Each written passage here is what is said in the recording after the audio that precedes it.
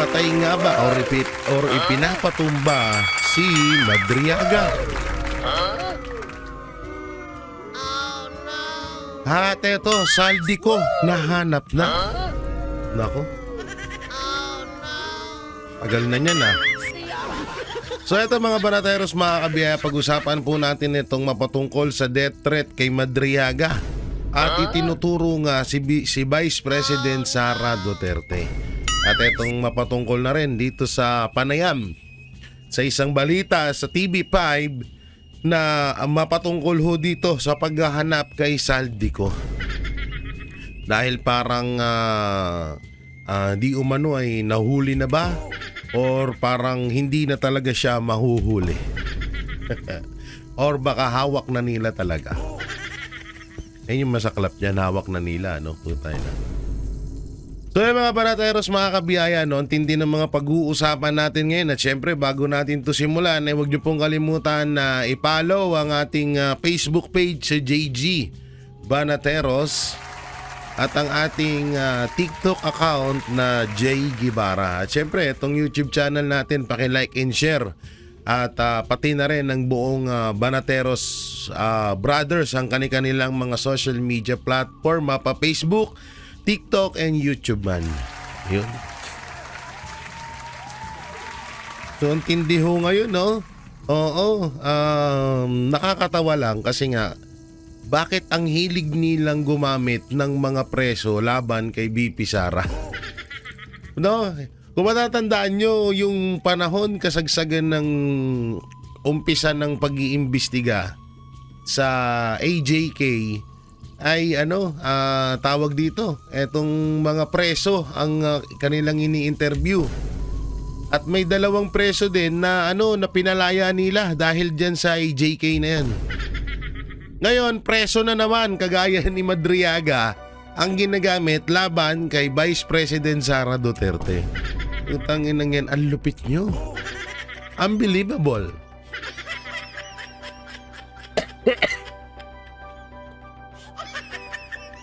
Tangina, ang nakakatawa dito, paano namin papaniwalaan yung mga preso na yan? Unang-una, mga kriminal yung mga hype na yan. Hindi ko naman po nila lahat. Ito totoo po yung kasabihan na hindi lahat ng nakukulong ay kriminal. Totoo po 'yun, at hindi rin lahat ng nakukulong ay inosente. Ang katakataka lang dito, sobrang baba na ho ng standard ng mga investigador or mga tao dito, mga kataas-taasan diyan sa ating gobyerno na nag-iimbestiga mapatungkol sa mga ganito, sa mga ganitong kaso, anak ng timang, sa mga preso sila lagi nakikinig. Pag may isang preso na nagsalita na, uy, ako, titistigo ako labang kay Duterte kasi inutusan niya ako dating pumatay. Utay, napapaniwalaan nila agad yun. Napapaniwalaan nila agad yun. O katulad na lang ni, sino ba yun? Si Mamun Matubato ba yun? Yung si Matubato, ang daming salaysay nun dati laban sa mga Duterte, kaysa kinuutusan daw siya, kaysa siya daw yung isa daw sa mamamatay tao daw siya. Tapos may mga interview siya na, ilan na po ang napatay nyo? Wala pa po.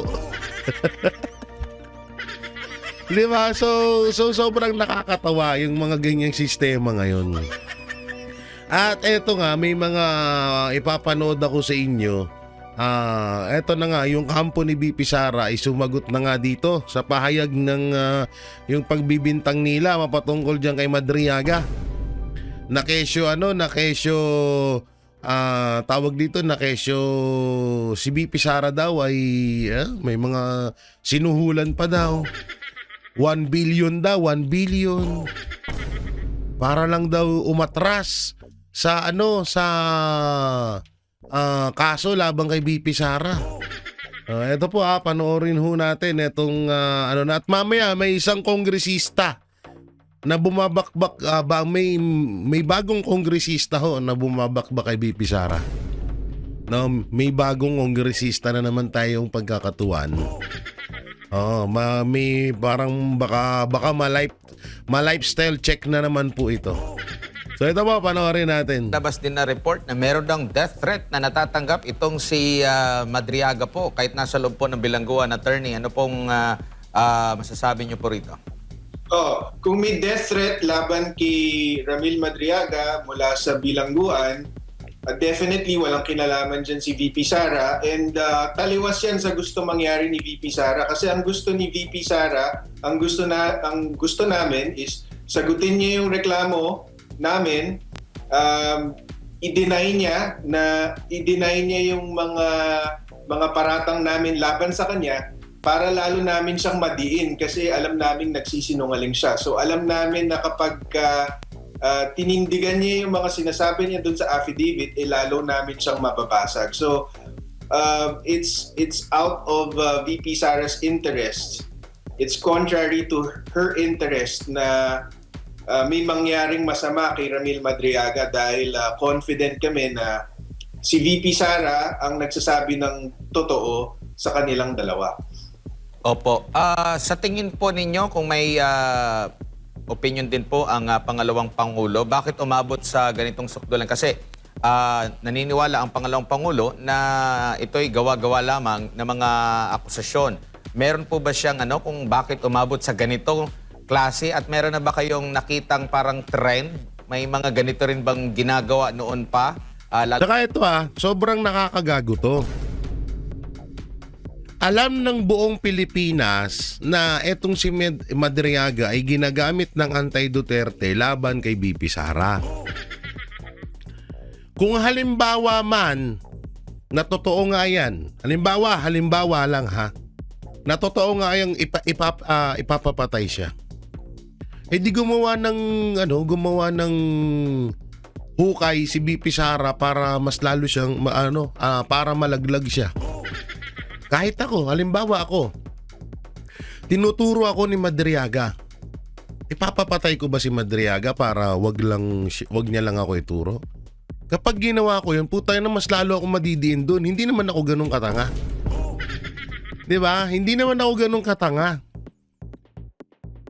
Ipapapatay ko yung tao, di ako napagbintangan.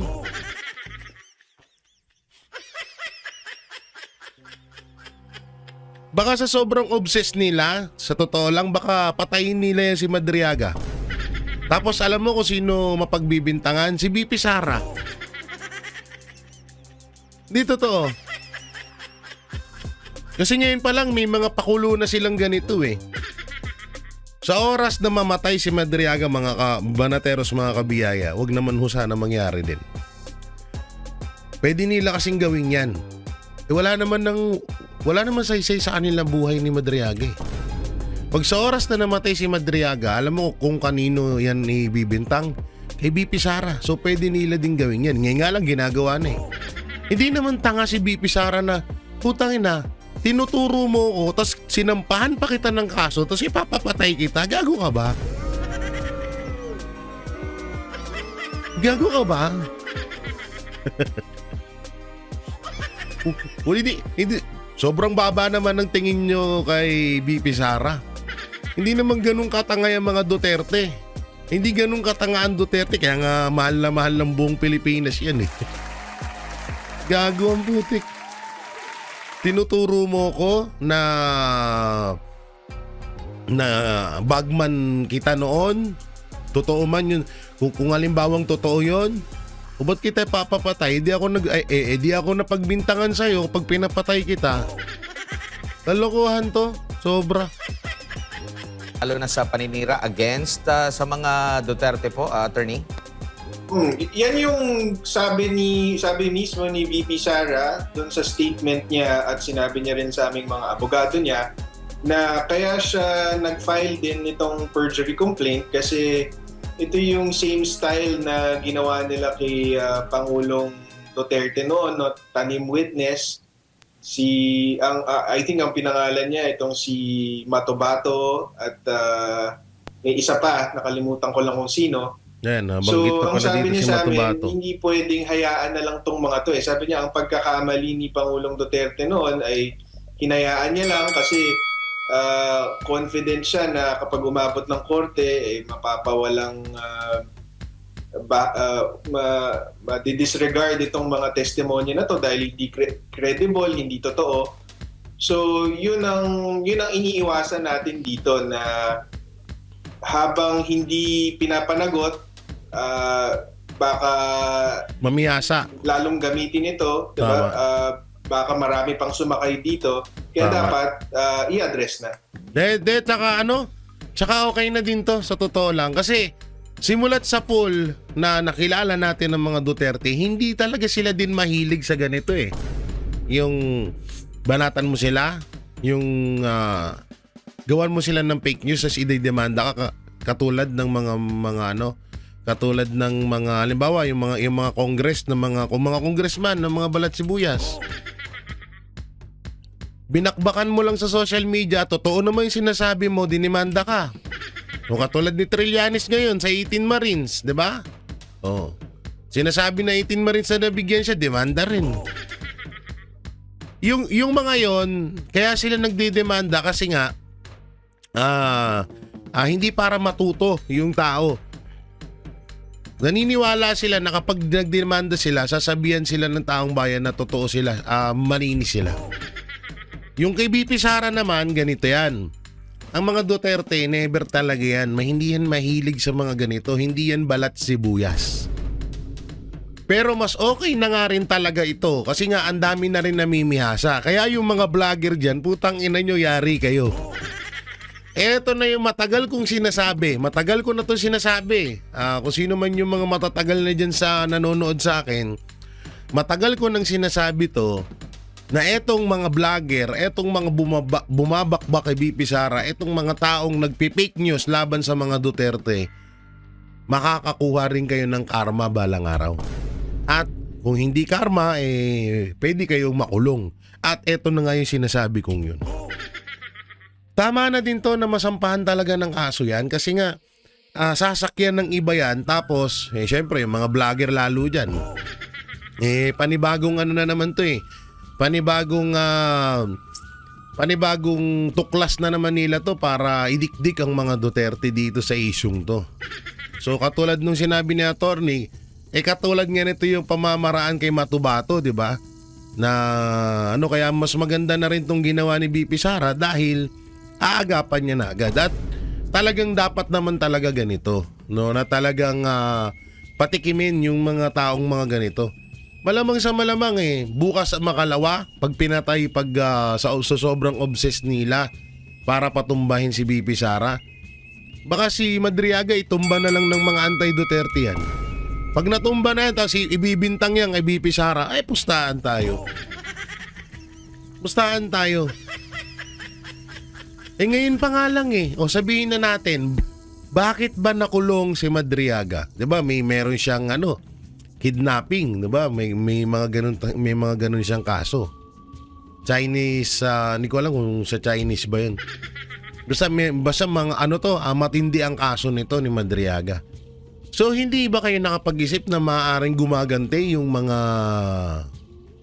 mga nasalanta nito ni Madriaga? Mga naagrabyado ni Madriaga na nakakagulat naman na kailan lang yan lumabas tapos nagkaroon siya ng death threat, si BP Sara agad ang itinuturo nyo. Kagaguhan naman hata yun. Sobrang kagaguhan. Parang lang to war on drug. Magkagalit yung dalawang tao. Hindi naman parehas addict yun. Pero yung isang tao, pinatay niya yung isa. Pinatay niya yung kaaway niya. Tapos nilagyan niya ng karato lang wag tularan addict to. Putay na. Kasama na agad sa war on drug yun. Yung mga pusher na pinatay ng mga drug lord. Alam ng mga drug lord na si Duterte, alam ng mga drug lord na si Duterte ang mapuputukan kapag pinatay ng mga drug lord yung mga bataan nila. Ganun lang din yan.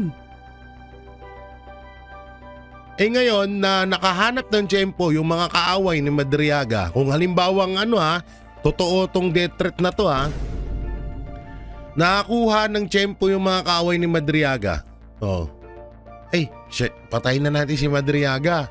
Takutin na natin si Madriaga, si BP Sara naman mapagbibintangan yan. Ganun yun. Si BP Sara naman mapagbibintangan dyan eh. Hindi naman tayo. So di ba nakakuha sila ng ano, at kung sakali man, baka plano talaga to. Pwedeng plano to na magpalabas tayo na may death threat si Madriaga. Total, nagsampa na ng kaso sa BP Sara. Para ano, para siya yung mapagbintangan. Kaso hindi tanga mga Pilipino na ngayon. Marunong na kami. Alam na namin yung mga galawan nyo, mga ulul. Yung mga galawan yung ganyan, lumang tugtugin na yan. Ano na kami dyan? Hasang-hasa na kami. Alam na namin yan, ha? Yung mga nababanggit na institusyon kung saan sinasabing connected nga itong si Madriaga, nababanggit mo yung PSG ba yun? Or kung ano bang institusyon yung sinasabi niyang belong siya, maaari bang maglabas ng statement or meron na ba silang inilabas na statement ukol rito? Meron tayong nakalap na mga certification mula sa PSG, Presidential Security Group, na ngayon ay Presidential Security Command na, mula sa ASPG, na dating Vice Presidential Security and Protection Group, sa Office of the Vice President, sa Secretary of sa Department of Education, pati na rin sa Davao City Government. Nakakuha tayo ng mga certification mula sa mga opisina na yon na never naging empleyado si Ramil Madriaga sa kanila at never din naging konektado in any. Opo. At ito ring meron ding pahayag last December, kung di ako nagkakamali, ang kalihim din po ng DILG mismo na nababanggit niya na hindi nakabisita itong si VP Sara kay Madriaga. Gagamitin din po ba yan? Nabanggit din po yan sa complaint affidavit. Although hindi naman po talaga kailangan kasi hindi po yan kasama doon sa affidavit. Yan, isa pa to. Putangin na. Dumalaw lang si BP Sara. Halimbawa, sige, sabihin na natin na parehas na kulungan. Puta na si Madriaga na daw agad yun. Si Madriaga na doon kahit na si Tebes yung pinuntahan ni BP Sara. Kung di ako nagkakamali Basta may pinuntahan si BP Sara doon sa kulungan na yon. Pero hindi si Madriaga. Puta na, isa pang kagaguhan yon. Tanginang yan. Sabi ko, sobrang babaw naman itong mga to. Kaya sa totoo tama yung sinasabi ni Pangulong Duterte na ang hirap talaga maging pinuno din ng bansa. Lalo't marami kang katulad nito yung mga anti-kulangot. Mga anti-antay. Hirap din ng ganito eh. Nakabantay sa'yo tapos konting kibot ka, magugulat ka na lang na alam mo yung tipong walang kaalam-alam si BP Sara tapos bigla nilang may isip, no? Pumunta lang naman ako dun.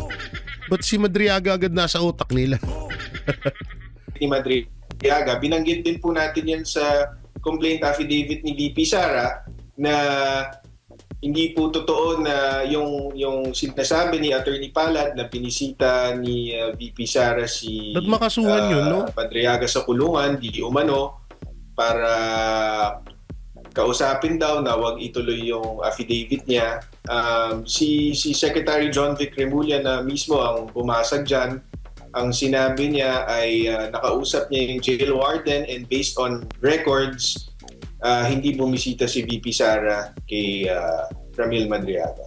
So ibig sabihin, binasag na pala ni John Vic Remulla yan. Na hindi talaga totoo yung dumalaw si VP Sara kay Madriaga. Baka magulat tayo bukas sa Makalawa, sasabihin na naman nila AI lang yung panayam kay John Vic. Baka magulat tayo, ha? Baka sasabihin nila ay AI lang yun, hindi ko sinabi yan. Tapos baka sabihin ni John Vic, baka bigla niyang bawiin yung sinabi niya. Anak ng timang naman. Alam si, unang-una, vice presidente ako. Or sabihin na nating senator, diba? Or kahit congress, kahit mayor, ha? Sikat ako na personalidad. Lahat ng tao nakatuon sa akin, nakamata sa akin, kilala ko. Bakit ko dadalawin ng isang tao na may akusasyon laban sa akin? Common sense eh. Common sense. Tanginan to mga hayop na to. Buwisit ang di punggol. Ginawa nyo naman, sobrang naman alam nyo kasi yung katangahan nyo, huwag nyo na maibaling kay BP Sara. Kaya lang naman gumagawa ng ganun. Tangina. Di ba? May aligasyon laban sa iyo yun tapos bibisitahin mo pa. Ang galing. Ang galing mo. Tanga-tanga na lang talaga gagawa nun. Sino gagawa nun? Kayo. Mga anti-Duterte. Tanginang yan. Kabubuhan, di ba? Sobrang napakalaking kabubuhan na nangyayari. Na alam mo yun na hindi ba sila nahihiya? Hindi ba kayo nahihiya sa mga ganyang panayam nyo na obvious naman na hindi gagawin ni VP Sara yun tapos pinagdidiinan nyo pa? Tanginan to si Laila de Lima, sabi niya, ipagdasal natin si Madriaga. Nung nakaraan, ginagawa niyong santo si Kian. Ngayon, gusto niya namang gawing santo papa si Madriaga. Tanginan to mga hype na to. Ba't di man nauubos tong mga hayop na yan, no? Mas lalong dumadami.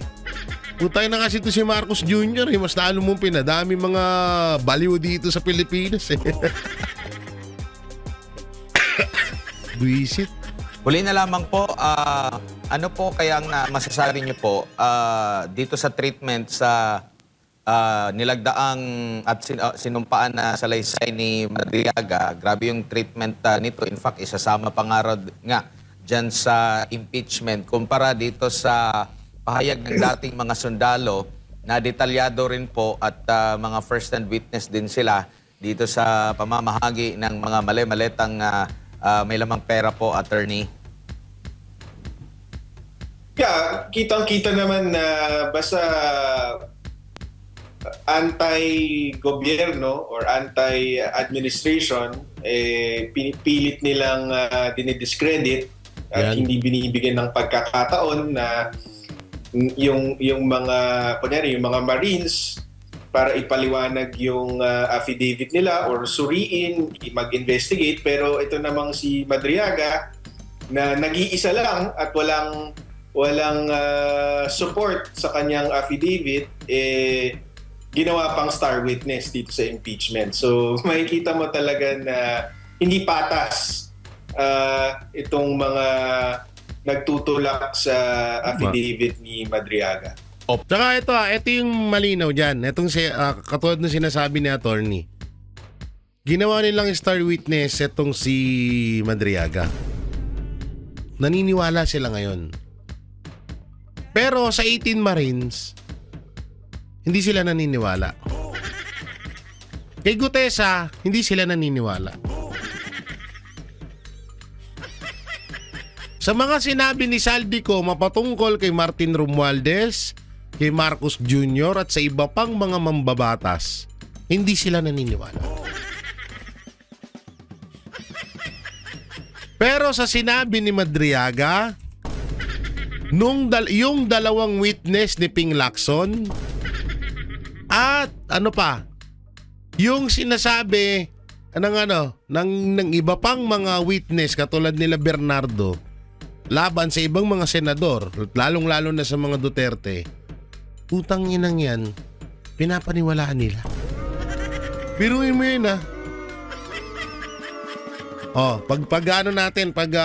pagkukumparahin natin yung mga pagkatao nitong mga to.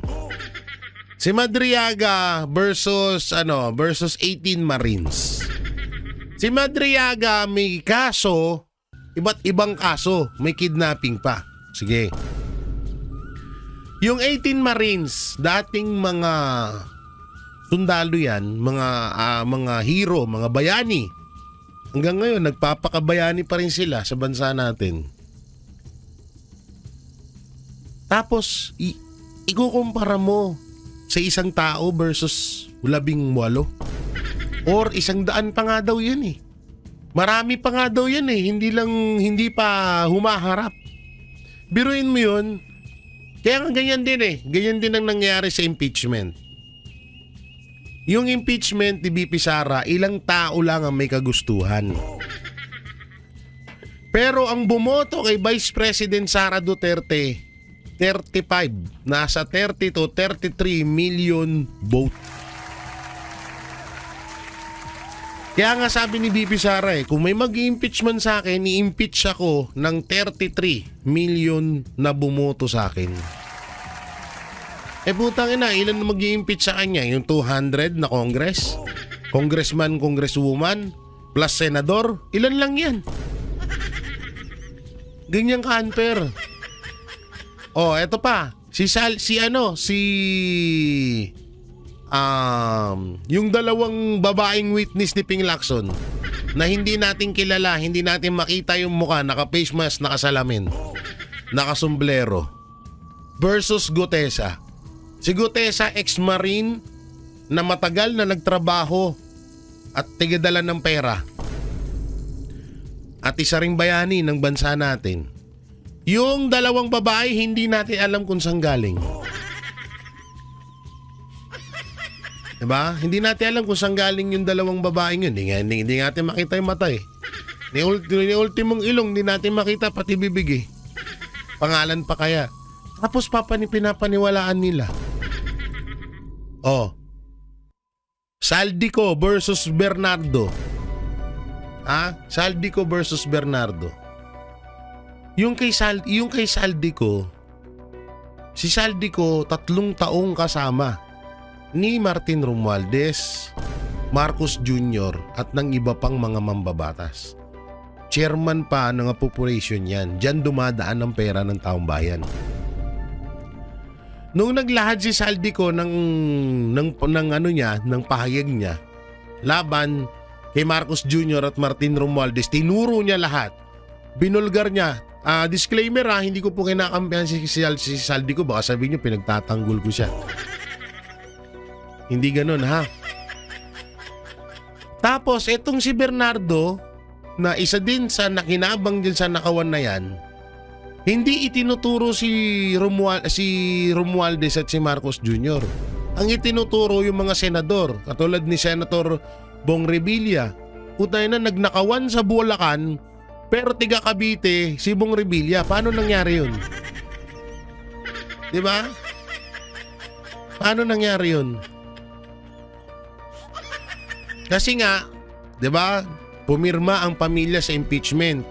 Hindi ipinanalo nung 2025 election. Doon pa lang talaga. Kaya nga may lumalabas na merong isang senador na hindi tumanggap ng nakalimutan kung ilang milyon yun. Si Senator Bong Revilla na yun.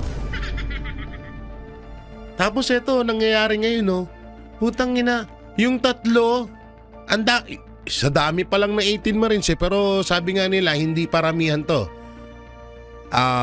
Saldico, Gutesa and 18 Marines versus Bernardo, Ramil Madriaga at yung dalawang babae. Putang ina, sino paniniwalaan nyo sa dalawang grupo na yan? Siyempre mas maniniwala ako kala Saldico, kay Gutesa at saka sa 18 Marines kaysa kay Madriaga, Bernardo at dun sa dalawang babae. Nakakagago lang Utangin na. Ano kayo, ginawa nyo kaming mga bata na 1 taong gulang na hindi namin alam ang pinaggagawa nyo? Po. At huli na lang, attorney, sa tingin po ninyo may impormasyon din po kayong nakukuha tungkol nga po dito kay Ramil Madriaga sa kulungan na binibisita, pinupuntahan ba ng mga ilang matataas na opisyal para kumbinsihin at talagang kalabanan, kontrahin ditong Vice Presidente, lalo na sa impeachment complaint? Nako, matagal nakasagot si attorney. Mukhang may alam din talaga na may mga dumadalaw doon. Think sila mismo na ang umamin na nabisita nila si Ramil Madriaga sa kulungan, former Senator Trillanes, sinabi niya na Oh, yan. bago niya gamitin yung Madriaga affidavit doon sa complaint na final niya versus VP Sara sa Ombudsman, ay binisita niya ito para kausapin. Pati din naman si Congresswoman Laila De Lima. Also, O yan, si Dilima at si Trillanes, inamin pala nila. Sa bunganga nila nang galing na dinadalaw nila si Madriaga tapos ibibintang nyo kay VP Sara, di wow. admitted that she visited Madriaga in prison. Opo. So, yeah, it just goes to show na biruin mo, nagkaroon kayo ng opportunity na kilatisin itong taong ito and yet ginamit nyo. So, ibig sabihin, politically motivated talaga ito. Tama. Kasi meron kaming 7 witnesses, including 2 former PSG commanders, Nako. na nagsasabi na hindi magkakilala si VP Sara at itong si Madriaga. Bukod sa Eto, hindi siya parte ng PSG, ng VPSPG o anumang opisina ni VP Sara, hindi rin siya qualified kasi meron siyang criminal record. In fact, ang sabi nga nung mga leaders sa PSG at sa VPSPG, hindi lang siya... Hello? Yun, no? So, grabe yun, ha? Abangan natin yun. May 7 witness etong kampo ni Vice President Sara Duterte na magtuturo or magdidiin kay Madriaga na hindi talaga siya kilala ni VP Sara. Putang inang yan. O tapos, eto malapit dyan. Hindi nila papaniwalaan yung 7 witness na yun. Ang mapaniwalaan nila dyan, si Madriaga lang siyempre. Sasabihin na naman ni De Lima, ni Trillanes at ng iba pang mga ulupong ni Marcos Jr., bayad. Binayaran yan. Sasabihin nila ganun. Ano yan, kinokontrol yan ng mga Duterte. Ang malapit pa niyan, sumagot si Auntie Claire, AI yan. Tangina AI. Tangina, 7 na witness. Sino kaya to? Tangina, mga PSG pala. At eto nga, may kwento talaga dyan about kay Madriaga. Mamaya ikukwento ko sa inyo. Go ahead, attorney. Yes po. Mamaya kwento ko sa inyo, ha. Hindi lang siya...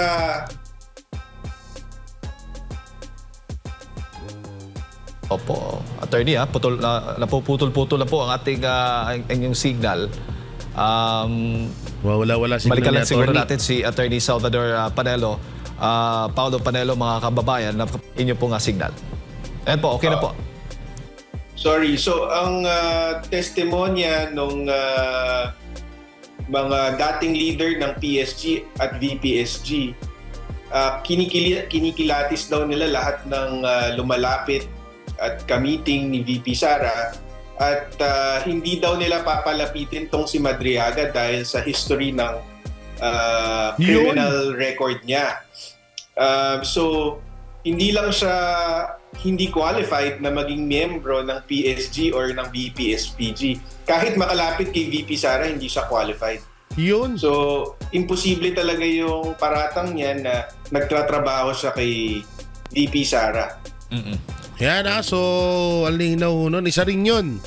Hindi ka kasi talaga pwedeng lumapit kay VP Sara Duterte. Kaya nga may mga PSG. Diba? So, kung makakalapit ka, tapos may criminal record ka, ay, bibi, ano ka niyan? Hindi ka talaga hindi hahayaan ng PSG yan. Kaya isa rin yan na talagang totoo yung sinasabi nila. At dito pa nga, meron pa dito na ito pa, yung isa pang pahayag ni Attorney Panelo Jr. dito sa kay Madriaga. Panoorin natin. Confirming that VP Sara doesn't know Ramil Madriaga at all. Kasi may mga lumabas rin ng mga kwento na binisita pa nga ni VP Sara si Madriaga sa kulungan because he's there, no? He's in Camp Bagong Diwa for kidnapping and ransom naman, no? For a different charge. So, totally, kasi ang kwento niya, kasama siya sa close insecurity, no? Na hinatid nga daw niya yung pera kay Vice President Security Officer si Colonel Dante Lachica at kay Colonel Dennis Nolasco. So he has no connection whatsoever with the VP. They've never met. The only connection of Ramil Madriaga to VP Sara is that Ramil Madriaga is friends with Attorney Ryan Kilala. Attorney Ryan Kilala was an associate dean of San Sebastian Law, where the vice president took up her law degree.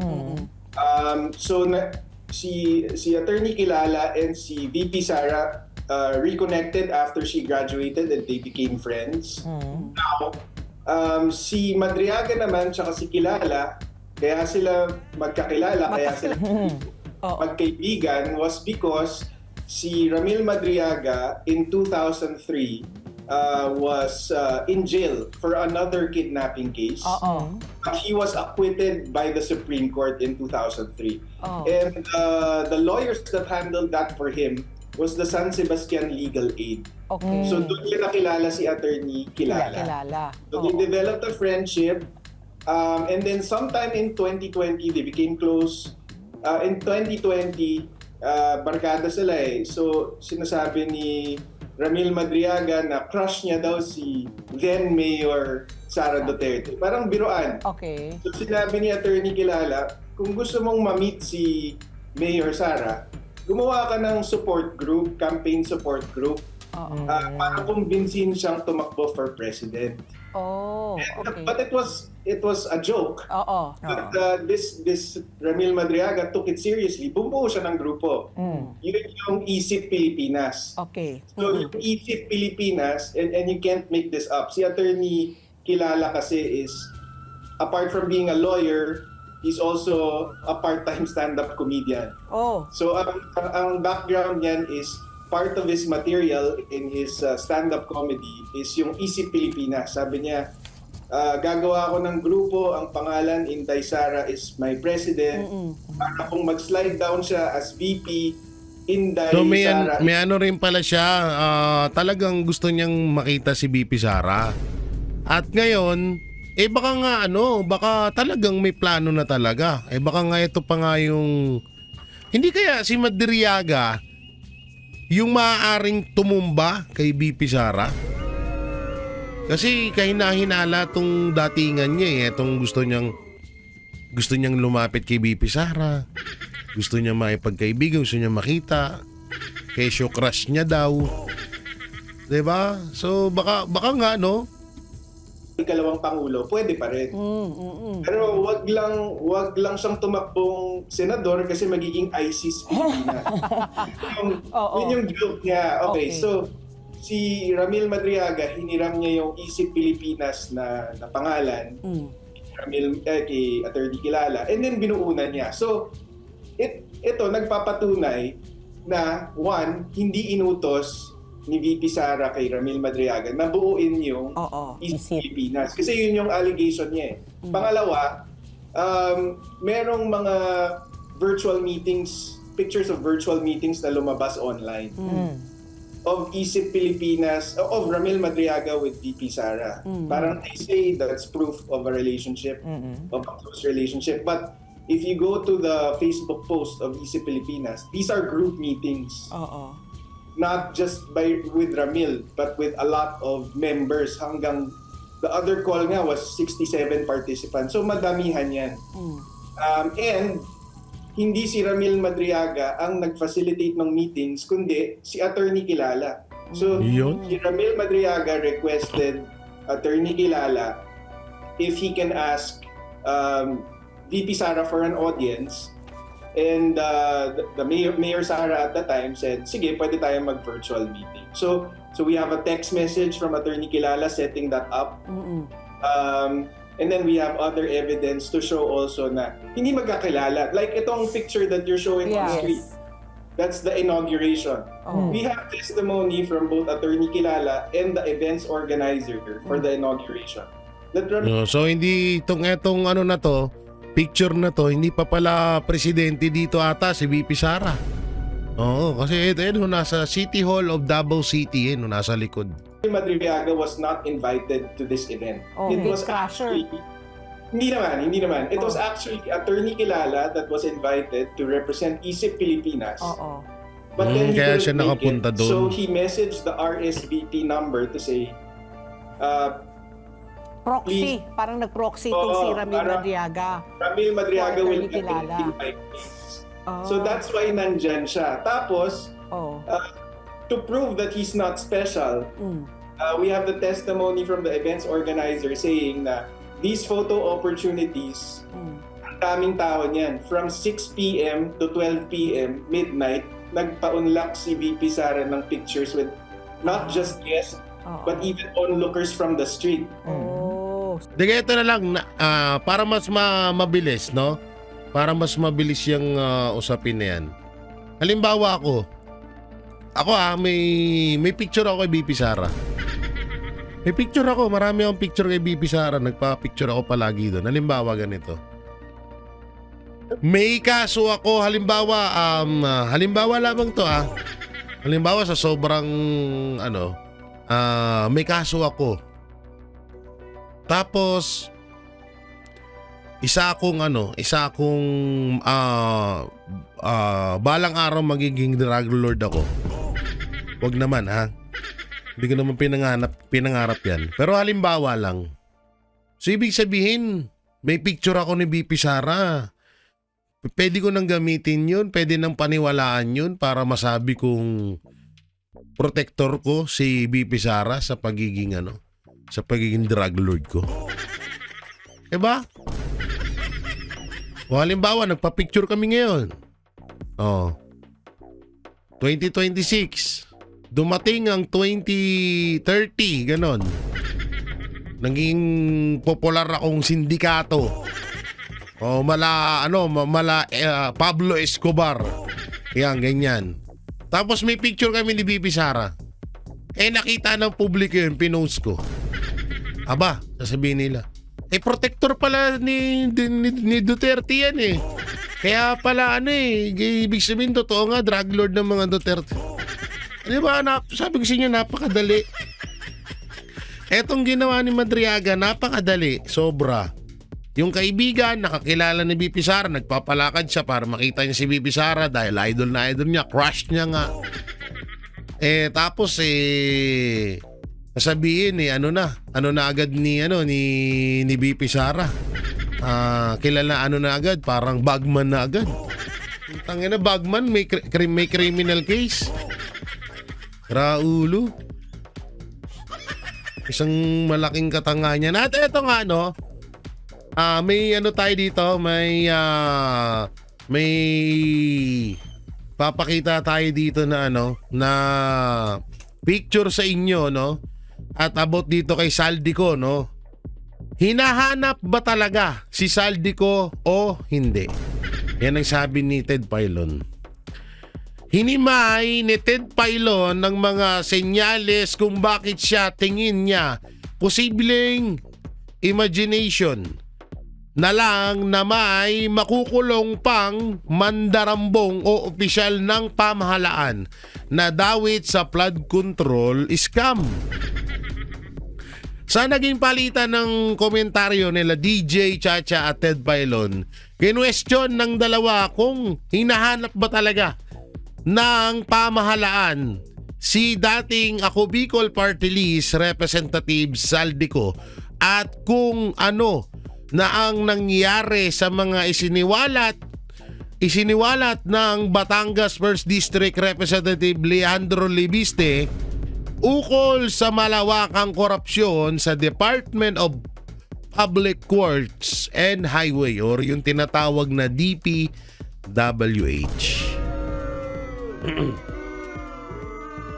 Yung about kay Saldico, ako, ulitin ko, hindi ko pinoprotektan si Saldico, pero yung about kay Saldico, hiling ko lang, wag talaga muna siyang mahuli.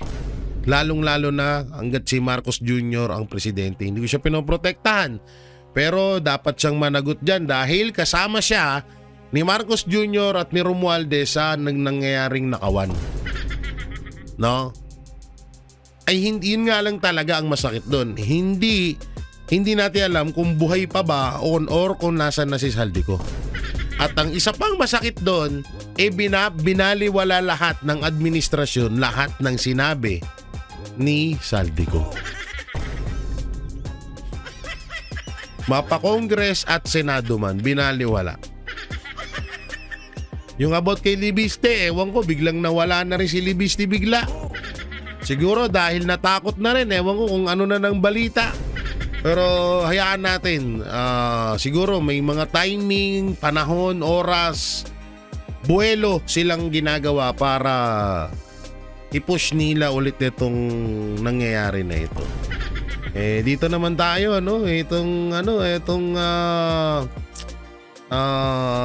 tawag dito, itong congresswoman. Ewan ko ba dito, ito, panoorin natin itong panibagong congresswoman na bumabakbak kay Inday Sara. Patayan ang ginamit ng House Justice Panel sa Ayan na, pagtalakay sa mga reklamong impeachment Sana laban yun? kina Pangulong Ayan na. Ferdinand Marcos Jr. at Vice President Sara Duterte. Yan pasok. ang panindigan ni House Justice Committee Aba. Vice Chairperson Aba. at San Juan City Aba. Representative Bel Zamora. San Juan, asawa to ni yung malaking tao. Tama, wait lang nagkakamali ako. San Juan, ay wait lang. San Juan Representative Zamora. Zamora, yan. Bebe. Okay. Okay nga, siya nga, si Bel. Tingnan natin yung pangalan. Dito. Tingnan natin yung pangalan niya.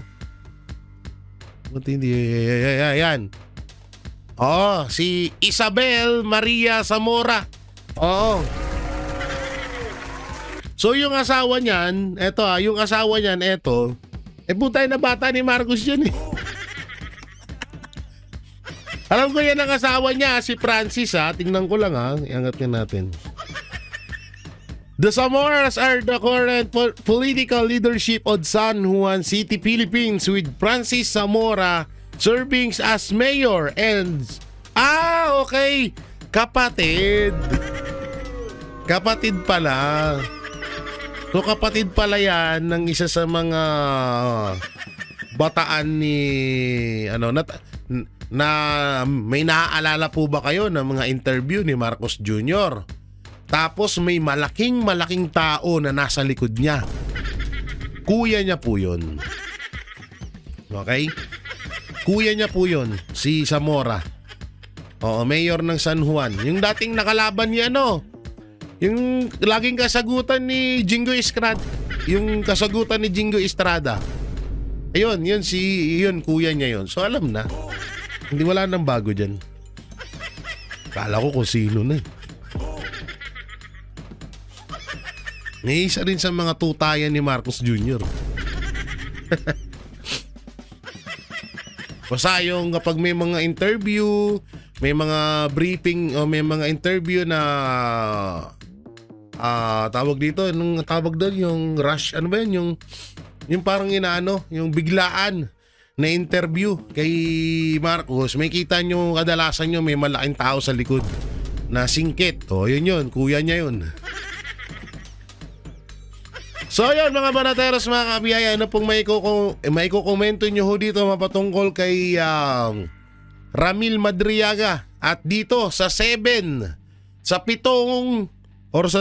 witness ni Vice President Sara Duterte laban kay Madriaga ay lalabas na. Kaabang-abang to mga banateros, mga kabiyaya. Ano pong may kukomento nyo? Comment nyo lang po dyan sa baba. At syempre, don't forget to like, share, comment and subscribe sa ating YouTube channel. Pindot na lang din po yung bell button para lagi kayo updated sa ating mga video araw-araw. At pakidami na rin po ang Banateros, ang buong Banateros Brothers SMNI. At maraming salamat sa patuloy na pagsubaybay nyo sa aming lahat. Especially to Pastor Apollo Kibuloy and Family Duterte. Shoutout po sa lahat ng Hero Abroad OFW. Ingat po kayo palagi dyan. Ingat po kayo palagi. God bless and peace and bye-bye.